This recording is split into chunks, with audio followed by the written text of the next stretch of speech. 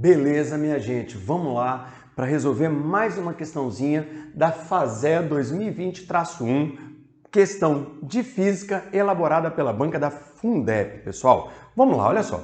Essa questão ela é uma questão de dinâmica, só que ela é uma questão de dinâmica de movimento circular, tá? Então, um assunto que é um assunto bem específico que muitos alunos sequer estudam esse assunto, tá? Então, vamos prestar atenção, não é uma questão difícil, né? Vocês vão ver que a resolução sai até numa boa, mas é uma questão que é de um assunto difícil, é de um assunto restrito, tá? Então, observe, ele fala assim, a construção de estradas é projetada considerando diversos aspectos, entre eles a distância percorrida, trajetória, raio das curvas, velocidade máxima de segurança para percorrer o trecho. Se uma estrada plana, um automóvel faz uma curva de 200 metros de raio com velocidade constante de 108 km por hora.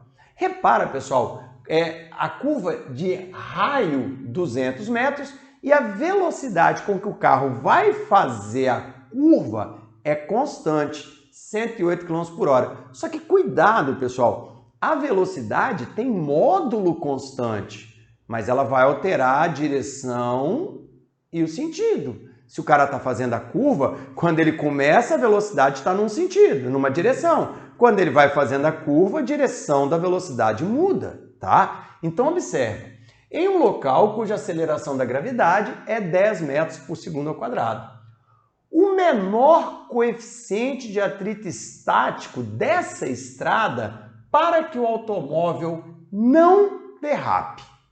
É exatamente, né? Porque se derrapasse, seria atrito cinético, tá? Quando ele fala que não derrapa, atrito estático. E aí, como é que nós vamos resolver isso? Bom, então, o raio da curva, que ele deu, 200 metros, depois a velocidade, que eu já vou arrumar essa parada logo, 108 km por hora, 108 dividido por 3,6 para passar para metro por segundo, 30 metros por segundo. Depois, G igual a 10 metros por segundo ao quadrado. E qual é o coeficiente de atrito estático? Qual é o coeficiente de atrito estático para que o carro consiga fazer a curva sem derrapar? Beleza, então vamos lá. Olha só, eu trouxe aqui para você um carrinho fazendo uma curva. Então o carrinho vai fazer a curva. Olha, o carrinho entrou na curva, fez a curva sem derrapar. Eu vou fazer o seguinte, imagina que o carrinho estava aqui. Imagina o carrinho estava aqui, eu vou fazer um corte desse carrinho. Fazer um corte aqui, ó. Então a gente aqui veio de cima, aqui eu estaria aqui olhando o carrinho de frente. Então o carrinho está aqui, ó. Eu estou olhando o carrinho de frente agora. Aqui é o centro da curva. Aqui seria o centro da curva. Quais são as forças que estão atuando nesse carrinho? Sempre que a gente fala de dinâmica, pessoal, o desenho das forças atuando sobre o corpo é essencial para entender o que está acontecendo aqui. Bom, a primeira coisa é o seguinte, quando eu viro o volante, gera automaticamente uma força de atrito apontando para o centro da trajetória. Essa força de atrito apontando para o centro da trajetória, ela só aparece quando eu viro o volante do carro. Então, virei o volante do carro, automaticamente eu vou ter uma força de atrito puxando esse carro para o centro da trajetória. E é exatamente essa força de atrito puxando o carro para o centro da trajetória que faz o carro executar a curva, tá? Além da força de atrito, quais seriam as outras forças? Eu teria o peso e eu teria normal. Então, repara, pessoal, qual é a única força que aponta para o centro da trajetória? A única força que aponta para o centro da trajetória é a força de atrito. Então, por isso que eu escrevi a força resultante centrípeta é a força de atrito. Não tem duas forças, só tem uma. Então, a força resultante é o próprio Fat estático. Beleza, show de bola. Aí, galera, eu vou então partir disso. Força resultante centrípeta igual a Fat. Como é que é a força resultante centrípeta? A força resultante centrípeta é massa vezes aceleração. Segunda lei de Newton, força resultante, massa vezes aceleração. Só que nesse caso é aceleração centrípeta. Então, a força resultante é massa vezes aceleração centrípeta, v² sobre r. Então, vou trocar isto por mv² sobre r. E quem é Fat? Fat é μ vezes a normal.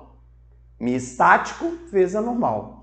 É lógico, pessoal, que esse μ estático me permite calcular a força de atrito estático máxima, né? E aí eu vou conseguir achar o meu μ estático aqui, tá? Beleza, beleza. Mas quem é normal, Ricardo? Repara que no eixo Y não tem movimento. No eixo Y não tem movimento. Se no eixo Y não tem movimento, esse carro não está caindo nem está subindo, então o valor da normal é igual ao valor do peso, que é igual a mg. Então, o valor da normal é igual ao valor do peso, que é igual a m vezes g.